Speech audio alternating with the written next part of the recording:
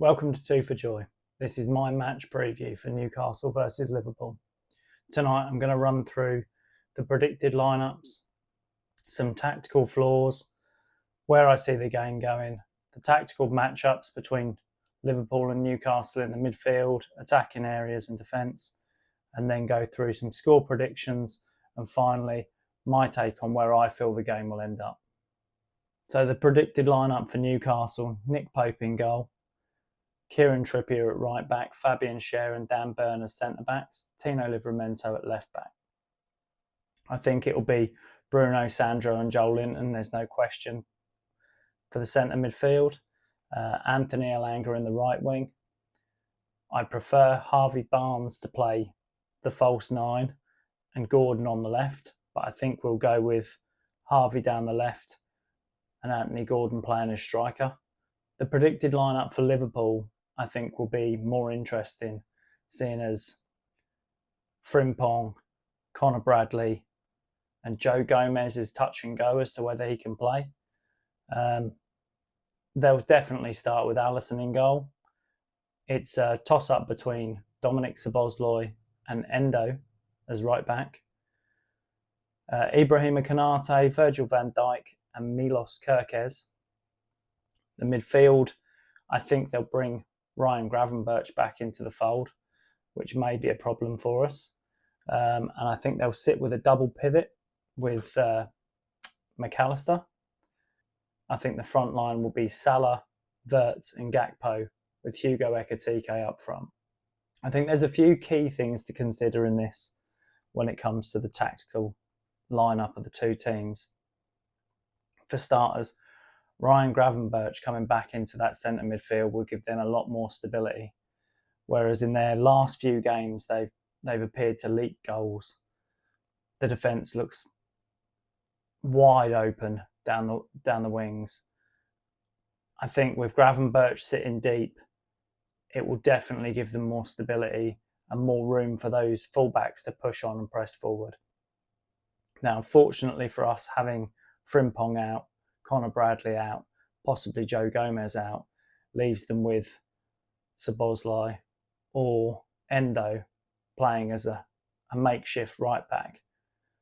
If we can utilise the fact of using Gordon down that left-hand side rather than Harvey Barnes and having the pace to press in behind when they come high, I think that's our most positive chance for success.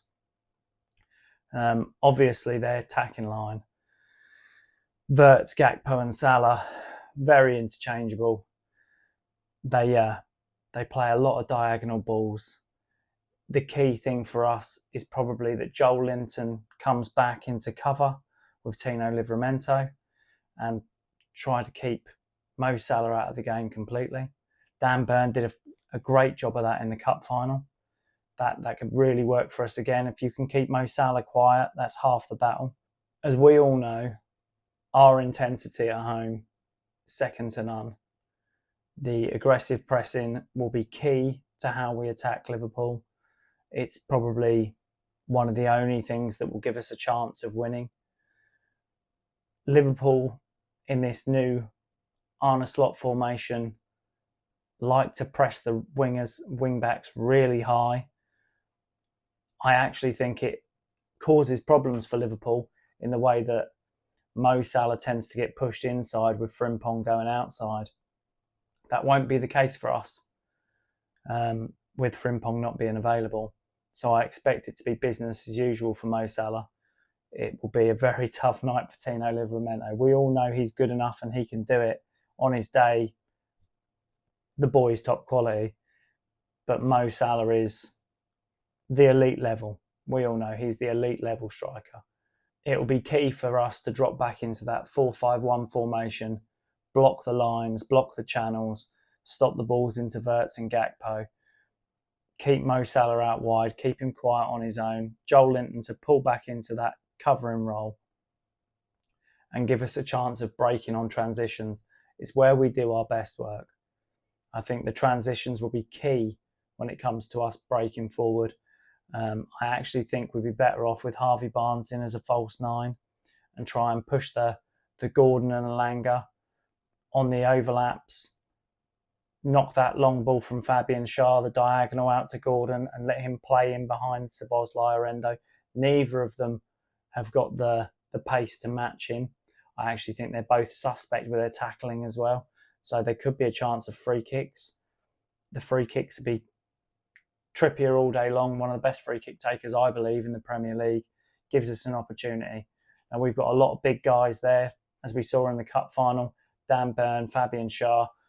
Load the box, go for the set pieces, play to our natural strengths. I mean, most of all, having the fans as we are, the 12th man, makes all the difference. And I think everything that's gone on this summer with regards to Alex Isak, who I don't really want to talk about, has led us to a position where this game will be an absolute barnstormer.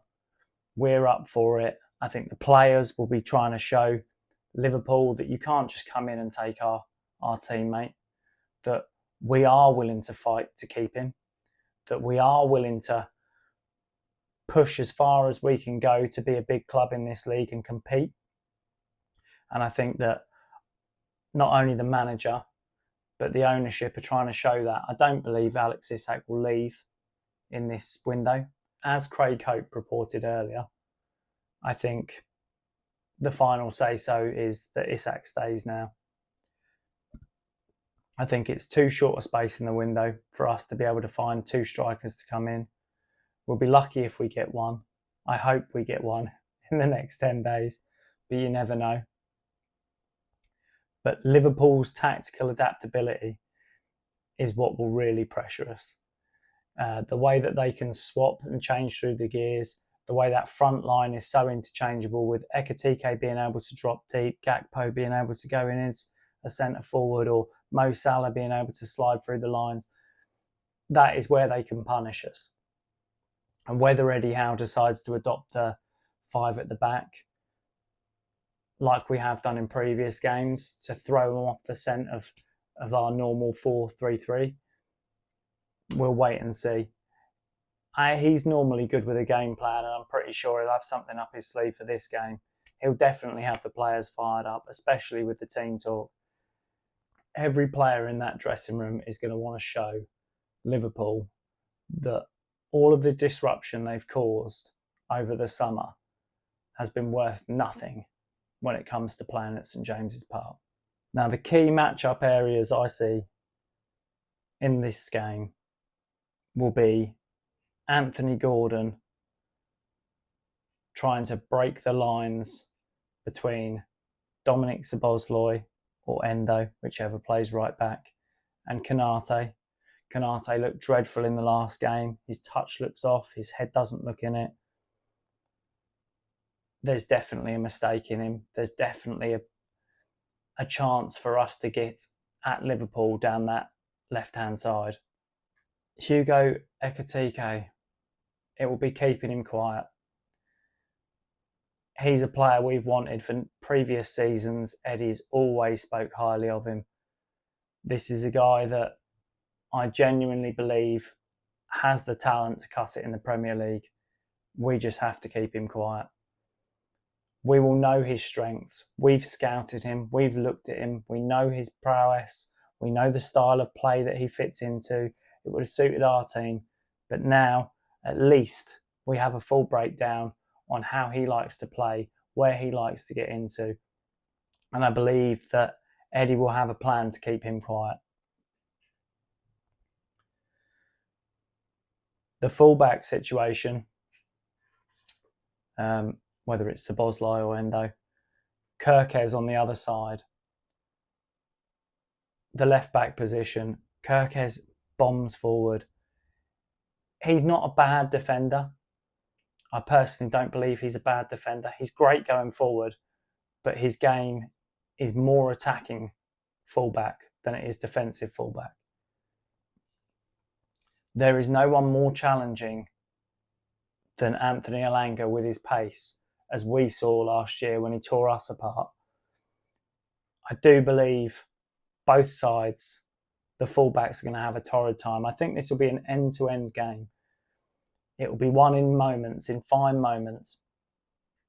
The midfield, I definitely think we have the power and the presence to win this midfield matchup. Wirtz, Gravenberch, McAllister versus our Bruno, Sandro, Joelinton. I don't think they can compete physically. Gravenberch will be key to them in the holding role. If Gravenberch can fall back into that defensive line and mop up when we get the chance to break and stop the overload, that may be a problem for us. Otherwise, McAllister, I see, will potentially push too far forward. Wirtz will definitely push too far forward, which will leave Gravenberch exposed on the transition. The difference with our midfield is that while we're playing 1-6 and 2-8s, realistically, both Bruno and Joelinton can drop back. Joey hits harder than no other on the pitch. He can mop up defensively. Bruno, while defensive game isn't his strongest element, the passion, the desire, commitment, I think will see us through. The difference between ours and theirs is McAllister and Wirtz. I don't see them being the players that will drop back and win every ball. McAllister, I genuinely think, will be the guy that gives away too many free kicks, loses his head, gets caught up with Joelinton and Bruno. I think we see it every time. There's definitely a bit of niggle between Bruno and McAllister. That may be costly when it comes to cards. I definitely see this being a game full of cards, full of heavy challenges, full of passion, full of desire. Definitely in the early stages, we need to come out of the blocks. The only thing that worries me about us at home, playing with the high intensity, especially in the big games, is by the time we hit that 60-minute mark, we need to have players that can rotate in and give us the option to carry on that intensity. And those players have to come off the bench ready for a game like this, and not just come in like we've seen in previous seasons where we taper off the boil and in the last 30 minutes, we lose the game. We have looked weak through the end of last season and probably the start of this. The first 10 minutes of the second half, we seem to need to get warmed up again, to get our rhythm back, to get back into the game. That could be a win or lose this game in that first 10 minutes of the second half. I know everybody online is predicting Liverpool to smash us. It's a 2-1, 3-1, 4-1. I think this game will be won and lost in moments. I don't think it's a foregone conclusion that Liverpool come to us and put the nail in the coffin and Newcastle will roll over because we don't have a striker. I believe there's enough talent on that field to be able to give us a fighter's chance, a puncher's chance. Any game can be won or lost in a moment.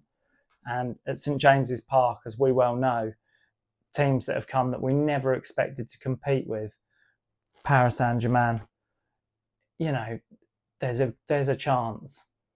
And with everything that's gone on throughout the summer, I personally believe they'll be up for it. This is our chance to show Liverpool